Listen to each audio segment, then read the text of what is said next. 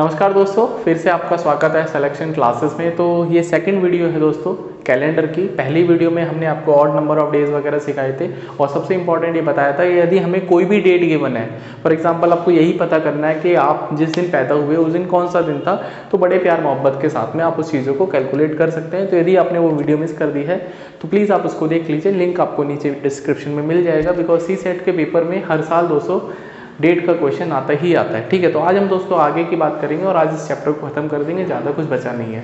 For example दोस्तों, अब आज जैसे दोस्तों यदि मैं देखता हूँ तो 26 मई है। ठीक है, हमसे कोई बोलता है 26 मई 2023 को हमारे पास आज फ्राइडे का दिन है। ठीक है, फ्राइडे का दिन है, तो आपको एक रेफरेंस डेट गिवन होगी और पूछेगा कि इस रेफरेंस डेट के अनुसार कोई भी आपको दूसरी डेट देगा और बोलेगा कि कौन सा डे होगा। फॉर एग्जांपल मैं आपसे यही पूछ लेता हूँ कि 26 मई 2032 को, ठीक है, कौन सा दिन होगा। तो आपको दोस्तों दिमाग ज़्यादा नहीं लगाना है, जो कंसेप्ट है उसको सीख लेना है, सो दैट आप बार बार चीज़ों के साथ में आगे बढ़ते रहेंगे। अब जैसे दोस्तों आपको एक चीज़ पता होना चाहिए कि यदि हम नॉर्मल ईयर में एक साल आगे बढ़ते हैं तो दिन भी हमारा एक साल आगे बढ़ जाएगा।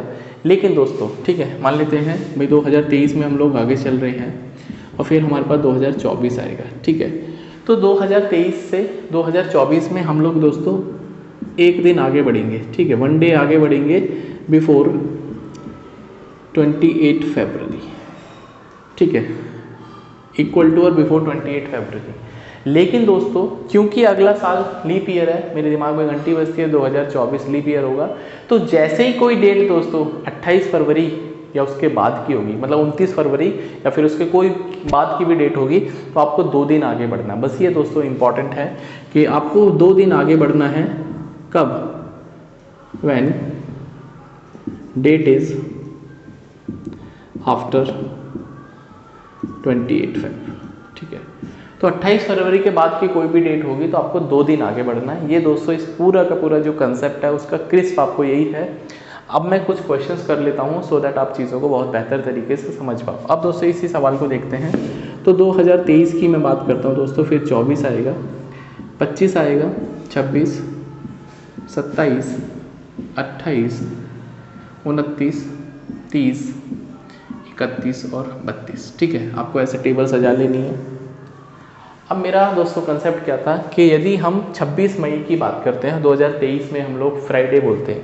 अब दोस्तों 2024 ये लीप ईयर है, फिर दोस्तों 28 लीप ईयर आएगा। ठीक है, कोई भी लीप ईयर होगा या नहीं होगा कैसे पता चलेगा? लास्ट की 2 डिजिट आप डिवाइड कर दे देख लो 4 से, यदि रिमाइंडर 0 आता है, शेषफल 0, तो वो लीप ईयर बनेगा। और लेकिन दोस्तों जो सेंचुरी ईयर है, जैसे हमने पूछा 1700, अब 1700 दोस्तों एक सेंचुरी ईयर है, यदि लास्ट में 2 जीरो मिलेंगे तो सेंचुरी ईयर है। ठीक है, तो ये सेंचुरी ईयर 400 से डिवाइड होना चाहिए, ना कि 400। ये कंसेप्ट मैं पिछले वीडियो में सिखा चुका हूँ। ये लीप ईयर दोस्तों, ये भी दोस्तों लीप ईयर होगा। ठीक है, 32 भी लीप ईयर होगा। अब यदि मैं दोस्तों इसको फ्राइडे देखता हूँ तो ये मेरा सैटरडे और संडे 2 दिन आगे बढ़ेगा। क्यों? क्योंकि हम लोग 28 फरवरी के बाद की डेट को क्रॉस कर चुके हैं, तो दैट विल बी संडे।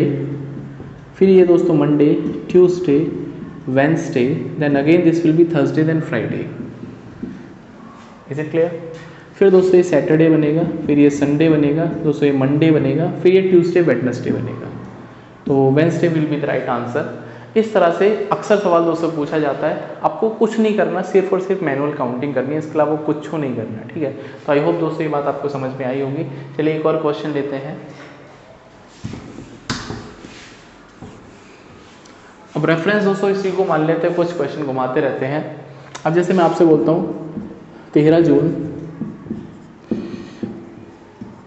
2026 में कौन सा डे होगा। ठीक है, कोई भी दोस्तों डे है, 13 जून बर्थडे होता है मेरा, इसलिए मैंने आपको ये डेट ले ली।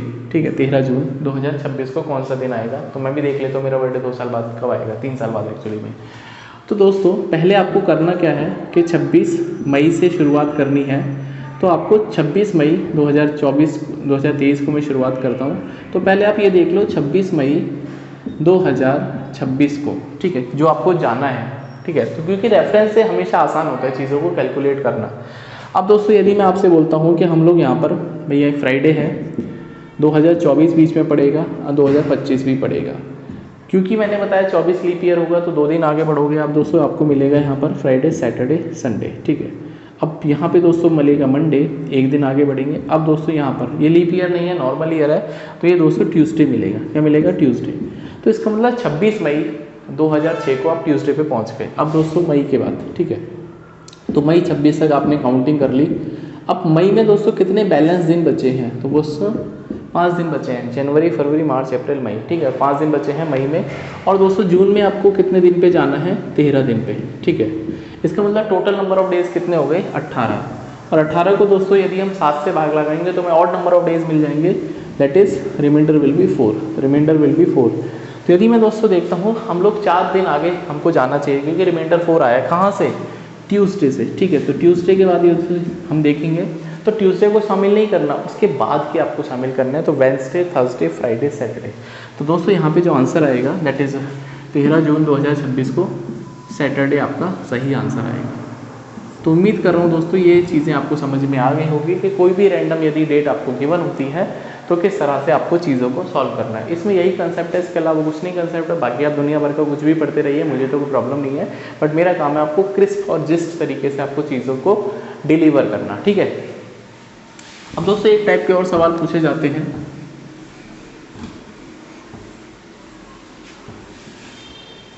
एक टाइप के दोस्तों और सवाल पूछे जाते हैं, जैसे अगर मैं आपसे बोलता हूँ 2024, ठीक है, तो 2024 या 2024 को ही ले लेते हैं, तो 2024 का आइडेंटिकल ईयर कौन सा होगा?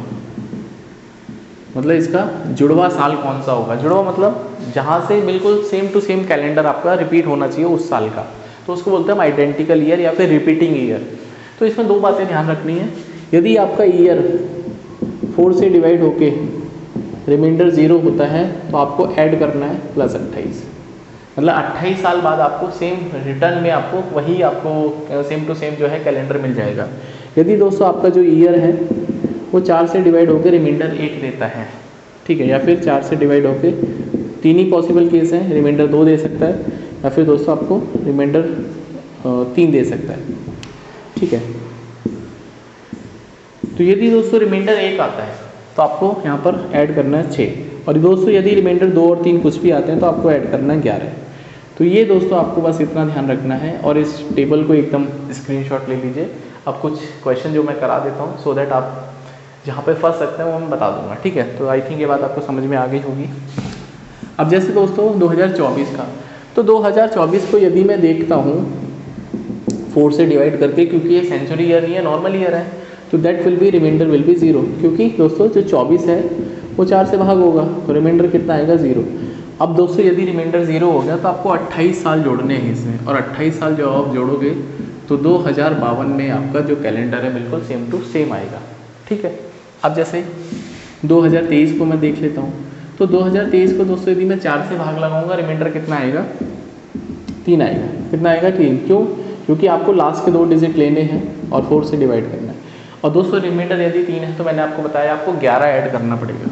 तो इसका दोस्तों जो रिपीटिंग ईयर होगा 2034 होगा। कितना होगा? 2034, ठीक है। तो ये बात आई थिंक आपको समझ में आ गई होगी।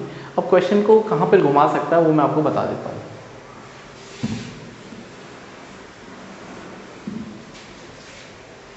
अब जैसे दोस्तों एक सवाल है 1672 का रिपीटिंग ईयर पूछा है या इसका आइडेंटिकल ईयर पूछा है। बच्चा तुरंत दिमाग लगाएगा कि सर ने बताया था कि 4 से भाग लगा के देख लो और रिमाइंडर 0 1 2 आएगा, तो कैसे करना है। अब दोस्तों मुझे चेक करना है, सबसे पहले नॉर्मल ईयर है, लीप ईयर है, तो ये दोस्तों रिमाइंडर 0 देगा क्योंकि 72 जो है वो 4 से भाग होता है। इसका मतलब दोस्तों ये हमारा लीप ईयर हो गया, रिमाइंडर 0। तो आपको ऐड क्या करना चाहिए? क्या ऐड करना चाहिए? क्या? 28, राइट। तो ये दोस्तों 28 ऐड किया तो आपके पास पहुंच गया 1700। अब दोस्तों 1700 पे जब आप पहुंच गए तो मेरा दोस्तों सवाल फिर से वही है कि आप तुरंत ये तुक्का मत लगा देना कि 1700 इसका सही उत्तर होगा। क्यों? क्योंकि आपको बोला है आपका जो ईयर है वो आइडेंटिकल होना चाहिए। इसका मतलब दोस्तों ये लीप ईयर है, तो क्या ये लीप ईयर है? ना ना ना ना ना ना, ये दोस्तों एक नॉर्मल ईयर की तरह बिहेव करेगा। बिकॉज दोस्तों 1700 इज नॉट डिविजिबल बाय 400, यहाँ पे दोस्तों रिमाइंडर 0 नहीं आएगा। आप खुद बताओ क्या एक लीप ईयर नॉर्मल ईयर के समान दिख सकता है? तो इसका आंसर होगा दोस्तों नहीं। ठीक है, तो no is the right answer. इसका मतलब जो आपका ये नॉर्मल ईयर की तरह बिहेव करेगा।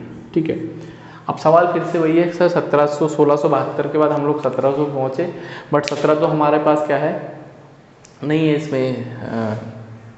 1700 तो दोस्तों हमारा एक नॉर्मल ईयर है और ये लीप ईयर है। फिर से दोस्तों सही उत्तर इसका सर क्या होगा? 1 मिनट दोस्तों, 1 मिनट। तो अब दोस्तों जब भी ऐसा केस हो जाए आपके पास कि यहाँ पे तो आपके पास लीप ईयर है या नॉन लीप ईयर है, तो आपको करना क्या है, ध्यान रखने वाली बात यह है कि इफ़ एडिंग 28, ठीक है, 28 करने पर आपको नॉन लीप ईयर मिलता है। ठीक है, you get non leap year, तो आपको दोस्तों ऐड करना है then add 40 to original calendar या फिर ओरिजिनल ईयर।